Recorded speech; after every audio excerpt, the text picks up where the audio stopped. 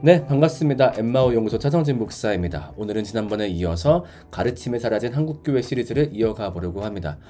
특히나 오늘은 설교에 집중해서 설교를 매주 열심히 들어도 복음을 깨닫지 못하는 경우, 그런 경우는 왜 그런 건지 여기에 대한 이야기를 집중적으로 해보도록 하겠습니다.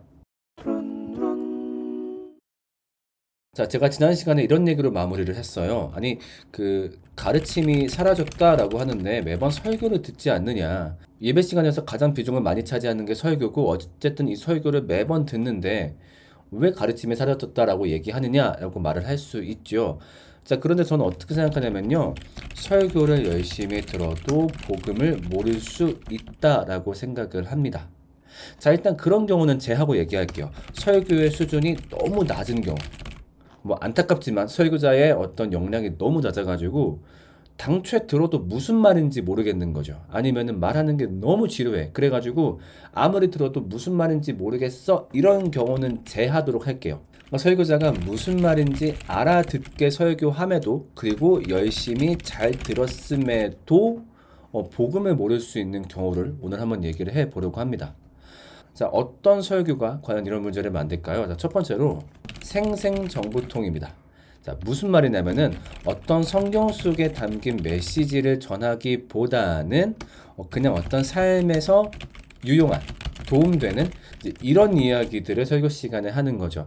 이럴 때 제일 많이 등장하는 메시지가 이제 인내해라, 아니면 성실하게 살아라, 거짓말하지 마라, 아니면 참으면 복이 온다, 너그럽게 웃으면서 살아라, 이런 식의 그냥 어찌 보면은 인생을 살면서 얻을 수 있는 팁 같은 걸 얻는 설교들이죠. 그러니까 이런 설교들이 성경 말씀을 인용하지 않는 건 아니에요. 그런데 성경 말씀을 통해서 어떤 결론을 도출할 때 맨날 이런 수준의 이야기만 도출하는 거죠. 예를 들면은, 그러니까 다윗은 목자로서 일에 굉장히 충실히 했습니다. 그러므로 사소한 일이 주어졌을 때 이렇게 열심히 해야 나중에 큰 일도 잘할 수 있습니다. 자, 이런 식의 메시지가 이 생생정보통에 해당할 텐데, 자, 이게 지니는 가장 큰 문제점은 뭐냐면요. 일단은 성경이 대체 가능한 텍스트가 되어버리죠. 이런 말을 할 거라면은 굳이 성경 인용을 하지 않아도 괜찮겠죠. 사업가의 사례를 든다든가, 아니면 하다못해 이솝우화 얘기를 든다든가, 그런 식으로 성경이 그냥 어떤 인생의 팁의 사례 정도로만 활용된다면은 그럼 굳이 성경이 아니어도 되죠. 그 다음 문제는 뭐냐? 성경의 저술 목적에 어긋납니다. 그러니까 과연 성경이란 책이 지금 얘기한 것처럼 인생의 꿀팁, 이렇게 살면 세상 살기 더 좋더라, 이런 얘기를 하기 위해 만들어진 책인가요? 그렇지 않죠. 그렇기 때문에 이런 설교는 노상 들어도 복음을 깨닫기가 어렵습니다. 그리고 솔직히 이런 얘기 들을 거면은 굳이 교회 안 와도 되지. 테드 강의 좋은 거 얼마나 많아요. 아니면 요새 유명한 어떤 대중 강연자들 많이 있잖아요. 그 사람들이 솔직히 우리보다 전달력도 더 좋고 스피치도 좋고, 그러니까 쉽게 말해서 김재동이 더 잘할 이야기를 듣기 위해서 굳이 교회에 올 필요는 없는 거죠. 그러니까 이런 식의 설교를 들으면 우리가 복음을 깨달을 수가 없습니다. 자, 그 다음에 어떤 잘못된 설교가 있느냐? 두 번째, 글짓기 설교. 혹시 이런 거 초등학교 때 해보셨는지 모르겠는데 저는 경험이 있거든요. 어떤 단어가 제시된 상태에서 그 단어가 들어간 문장을 이제 글짓기 하는 거죠. 예를 들면 여름이 제시되고 여름이 들어간 문장을 쓰세요. 여름은 덥다, 이런 식으로 문장을 완성하는 거죠. 글짓기 설교는 뭐냐? 본문 속에서 특정한 단어가 등장하면 그 단어를 가지고 그냥 개인적인 생각을 이야기하는 경우인 거죠. 어떤 예를 좀 들어보고자 하는데, 사실 이 예는 제가 옛날에도 든 적이 있었거든요. 그래도 워낙 그때 그 설교를 들었을 때 충격이었어가지고 한 번 더 얘기를 해볼게요. 어떤 목사님이, 그러니까 예수님의 부모인 요한과 마리아가 성전에 예수님을 데리고 갔다가 예수님이 없는 걸 알게 되죠. 그래가지고 이 요한과 마리아가 예수님을 찾으러 돌아갔다, 이런 본문이었어요. 근데 설교자가 요걸 붙잡은 거죠. 돌아갔다! 돌아가야 된단 말이요. 예? 우리 신앙은 돌아가야 돼. 잘못된 길로 가다가 돌아가고, 좀 딴 길로 사다가도 다시 돌아가고, 우리는 돌아가는 게 중요하다.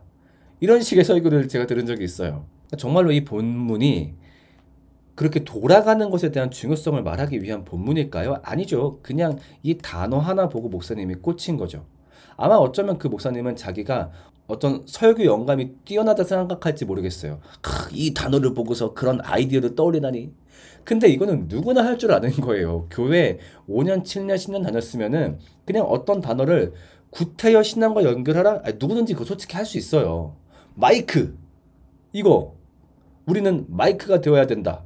마이크는 말하는 사람의 소리를 더 크게 만들어주고 널리 전하지 않느냐. 우리도 하나님의 이야기, 복음의 메시지를 더 널리 전해보자. 뭐 이런 식으로 솔직히 이거는 누구나 만들 수 있는 거죠. 그러니까 이런 설교도 본문을 파헤치는 게 아니라 설교자 본인의 상상력에 기반한 이야기이기 때문에 이런 설교를 열심히 듣는다고 하더라도 어떤 성경의 메시지를 알긴 어렵죠.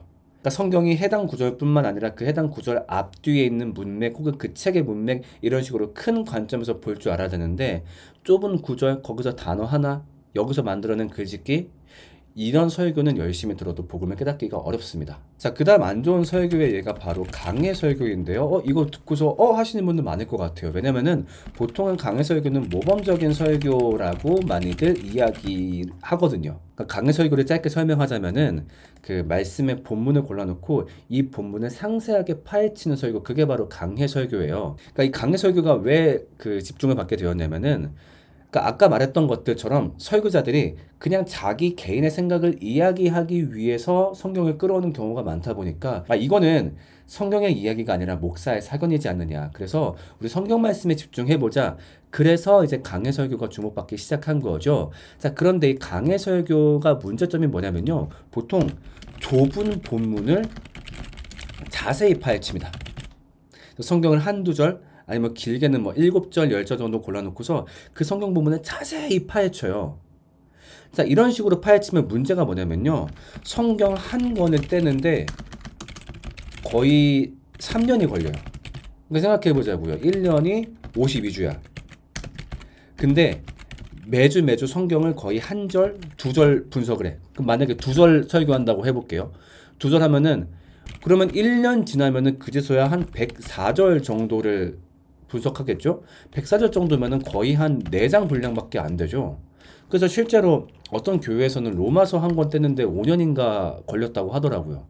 자, 근데 그러면 문제가 뭐예요? 우리 많이 하는 말 있죠. 나무는 보되 숲을 보지 못한다. 그러니까 예를 들면은 엠마오 연구소라는 글자 모양으로 새겨진 숲이 있다라고 해봐요. 근데 그 숲에 들어가서 나뭇잎 인맥을 맨날 보는 거야. 이 숲에 집중해야 돼. 이 인맥은 뭐가 있을까? 자, 이거 백날 첫날 본다고 엠마오 연구소라는 글자가 보일 리가 있을까요? 절대 안 보일 거예요. 그러니까 우리가 하나님을 믿을 때 중요한 것은 자세한 성경 본문 그것도 맞을 수 있겠지만 일단 그 전에 성경이 전체적으로 어떤 메시지를 말하고 있고 전체적으로 어떤 걸 말하고 있는지 이거를 먼저 알아야 되거든요. 그리고 그걸 안 다음에 성경을 보더라도 일단 성경이 큰 맥락으로 어떤 말을 하고 있는지, 구약이 어떤 책인지, 신약이 어떤 책인지, 그리고 각 권마다 쭉 훑어보는 거죠. 아, 이런 느낌이구나. 근데 이것도 오래 걸리는 작업인 게 성경 총 몇 권이에요? 66권이에요. 한 주에 한 권씩 본다고 해도 이거는 1년이 넘어가는 분량인 거죠. 그러니까 이렇게 성경 전체를 훑기가 쉽지가 않은 마당에 한두 절을 본다 매주. 그러니까 이랬을 때는 성경에 대한 편협하고 불필요하게 전문적인 지식은 쌓일 수 있겠지만 전체적인 복음, 그러니까 정말로 내가 왜 죄인이야? 예수님이 우리를 왜 구원했어야 돼? 그것이 우리한테 어떤 의미가 있어? 이거를 깨닫기가 상당히 어려워요. 그러니까 소위 우리 교회는 가르침이 있는 교회다 라는 곳에서 이 강해 설교들을 많이 하시거든요. 근데 이 강해 설교를 열심히 들어도 그래, 좀 뭔가 지식은 늘어가는 것 같은데 정작 복음은 잘 모르겠어. 이런 일들이 종종 발생한다는 거죠. 자, 그럼 핵심은 그겁니다. 제가 이 이야기를 여러분들께 왜 할까요? 사실 설교자분들께 원래 이 얘기를 하는 게 맞는 거겠죠. 자, 이런 설교는 안 좋으니까 여러분 하시면 안 돼요. 자, 그런데 여러분들께 말씀드리는 이유는 뭐냐면요. 결국 교회를 바꿀 수 있는 것은 소비자이기 때문이에요. 자, 소비자라는 표현이 좀 불쾌하실 수 있겠는데 어떤 경제성 원리로 이야기를 해볼게요. 기업은 결국 소비자의 요구에 맞춰가게 되어 있어요. 마찬가지로 교회와 목회는 이 교회와 목회가 가능하도록 경제적 지원을 해주는 성도들의 의견에 따라 반영이 될 수밖에 없어요. 만약에 여러분이 교회를 다니면서 설교를 정말로 열심히 들었지만 복음을 모르겠다라고 한다면은 마땅히 교회와 목회자에게 요구하셔야 돼요. 이러이러한 이유로 복음을 모르겠으니 우리에게 복음을 알려달라. 자, 만약에 교회가 그것을 거부한다? 우리 어떻게 하면 될까요? 소비자니까 불매운동, 보이콧 할 수 있겠죠. 교회를 옮긴다든가 다른 곳으로 가야죠. 그러니까 이런 걸 되게 나쁘게 보실지는 모르겠습니다만 이런 식의 피드백과 반성이 없으면은 목회자와 교회는 절대 성장하지 못해요. 교회가 세워졌는데, 목회자가 세워졌는데 성도들에게 복음을 공급하지 않아요. 그렇다면은 그건 분명히 문제가 있는 거잖아요. 누군가 바꿔야 되잖아요. 그럼 그걸 누가 바꿀 거예요?